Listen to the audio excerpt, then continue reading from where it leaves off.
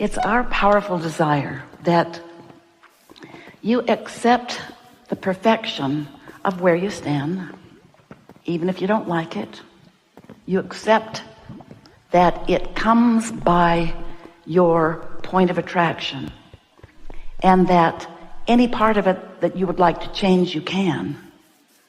And that the easiest way to change the parts you don't like is not to push against them, not to catalog them and pigeonhole them and join other groups who are also pushing against those things, but to do your best bit by bit to focus more in the direction of wanted than in not wanted. And here's why. It's like everything that you've been living has brought you a perspective, not just an opinion. That is a perspective, and everybody's got that. But a point of attraction perspective is what we're talking about, where you've lived life and you've observed it, and then you've talked about it, you've sort of calibrated to it, you've isolated it by focusing on it, and in many cases defended it. And so you stand with a point of view, but not just one that you see with your eyes or understand with your mind. You have a vibrational point of view, which you may not be completely aware of, and that's really the point of everything that we talk about. You've been living and responding. That's mostly how you got your point of view. A sort of knee-jerk reaction is what most people's point of view is about. And so sometimes when you're noticing things that you don't like, that you sort of don't like or really don't like, most humans develop a stance of pushing hard against that, not realizing that when you do that, it accentuates that point of view and makes that point of view more of what comes to you. So your opinions or your point of view feel so valid to you, and they are, because your life keeps proving your focus point. If you think that, if you believe that, the law of attraction keeps bringing you things like it, not because it's what you want, but because it's what you've been focused upon, and it's what you're offering vibrationally. An easier way to hear it is because you believe it. An even stronger way to hear it is because you expect it. Jerry used to say, especially in the beginning, he argued with us quite a bit about why would someone behave that way? And we would say, well, that's not really your work. Well, it felt like it was his work because it was in his atmosphere, sometimes in his face. And the point he argued the most often was, I didn't really expect that person to behave that way until I observed their behavior. And then I expected it. And so his point, he didn't get far with it because we're stubborn. His point was, it showed itself to me before I believed it. And while that very often may be exactly what happened to you, you were born into a family, they had beliefs, they behaved in a certain way, they behaved toward you in a certain way, and you developed a point of attraction about how you fit into that family or into that city or into the world. In other words, we get why you do it. We just want you to remember that there is another way that you can be in this world. You can observe it and choose from what you're observing and focus deliberately upon the parts that you are observing that you want to perpetuate in your experience and in the world at large. You don't have to just be a regurgitator. You are a creator. You came to observe, yes, and to decide personally. That matters. Your point of view matters. You get to choose. And once you have chosen, to focus in the direction of what you are choosing rather than in its opposite. Why would anyone choose to focus in opposition to what they really are choosing? Well, it's just a habit. It's a habit for this reason. You were born with these magnificent senses or abilities to perceive. You see and hear and smell and taste and touch. And What you don't realize maybe is that in what you see, you are translating vibration into what you see. What you hear, you're translating vibration into what you hear. Your senses are helping you to translate meaningfully to yourself. Well, that's compelling, isn't it? That reality, that's compelling. We get why you want to focus upon it. Much of it is delicious, and all of it matters, because how are you going to know what you do want unless you're able to taste a little bit, or maybe a lot, about what you don't want? How would anyone decide what they prefer if it were not for the variety that helps you in that relative way, that relativity way, that comparison way? How would you know what you choose? And it matters what you choose, because you are the creator of your own point of attraction. So you live in a universe. So do we. You're physically focused. We are non-physically focused. We live in a universe that is vibrational first and foremost, and then translatable into manifestation, turning thoughts to things. Yay. That's what you want. That's what you get. That's who you are. That's why you're here. So here we are all together as vibrational beings, living in a vibrational universe. And as you come to accept that, and then you calibrate what you're doing vibrationally with what the larger part of you is doing vibrationally, then you consciously activate your own guidance system, and then it's so much easier to move in the direction of wanted. When you're using your physical senses to choose from the plethora of ideas or experiences, it's a lot to choose from, and it can get very confusing. But if you are using your guidance system to feel your way through it, rather than try to think your way through it, it's so much easier.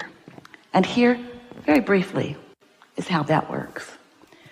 You're much more than these physical bodies. You in your physical bodies are extensions of something so much more. Your source energy. And your physical body is an extension of that liquid love. So, as you made the decision to focus some of that source energy into this personality that you know as you, all of you didn't come. In fact, most of you is not here in this body.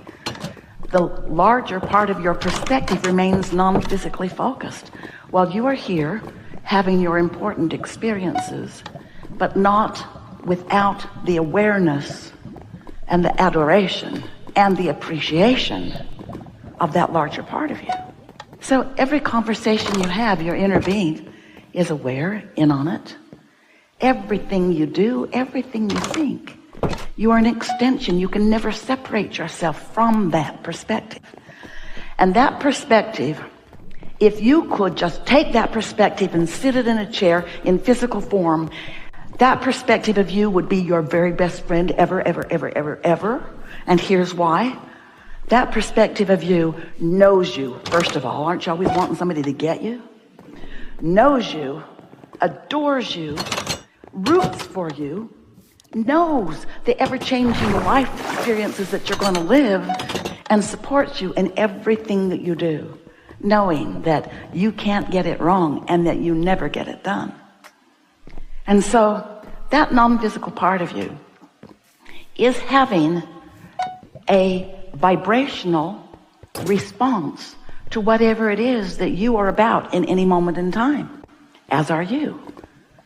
And your emotions are your indicator of how close in understanding you are with your inner being about the very thing that you're focused on. Somebody is rude to you, you don't like it. If they're really a bully to someone you love, or even to you, you'd like to get bigger and stronger, and you'd like to deal with them. Revenge is real.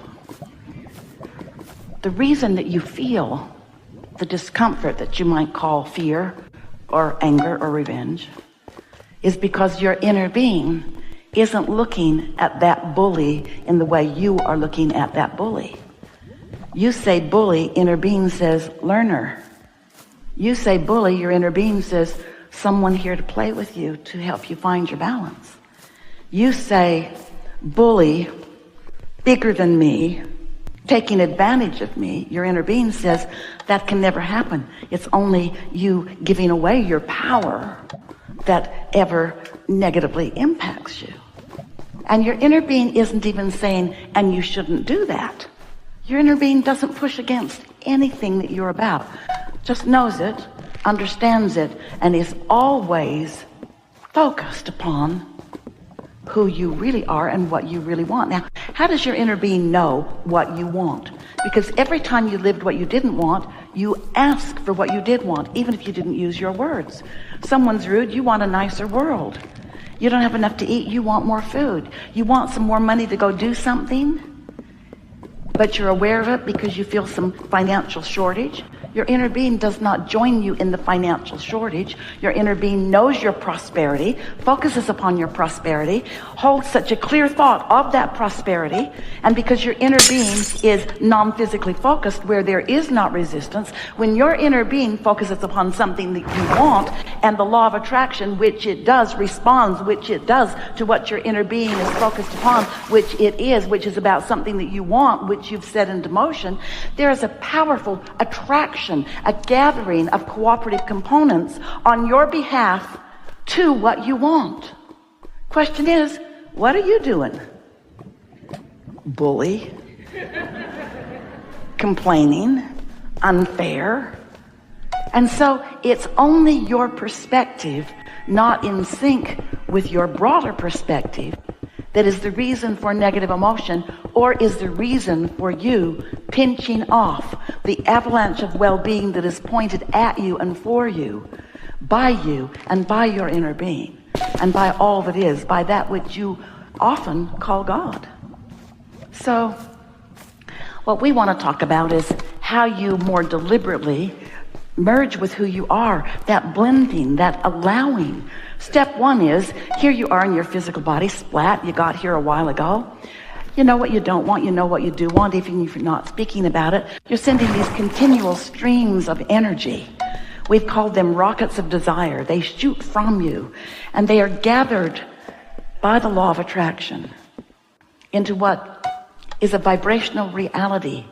It's a now reality from your inner being's point of view, but you want to call it future because you don't want to call it now until it manifests. But we want to tease you just a little bit. That new car may not be in your garage yet, so you want to call it future, but your excitement about it is now, isn't it? Or your discouragement about not having it is now. You get to choose. Your inner being is focused upon its complete fulfillment. And if you're not, then you are causing discord. You are pinching yourself off. So that's how it works. Step one is contrast helps you to ask. Step two is the law of attraction and your inner being get all over what you've asked for. Go to work focusing, and the law of attraction does its gathering of cooperative components, and things are set into motion. If you could see it.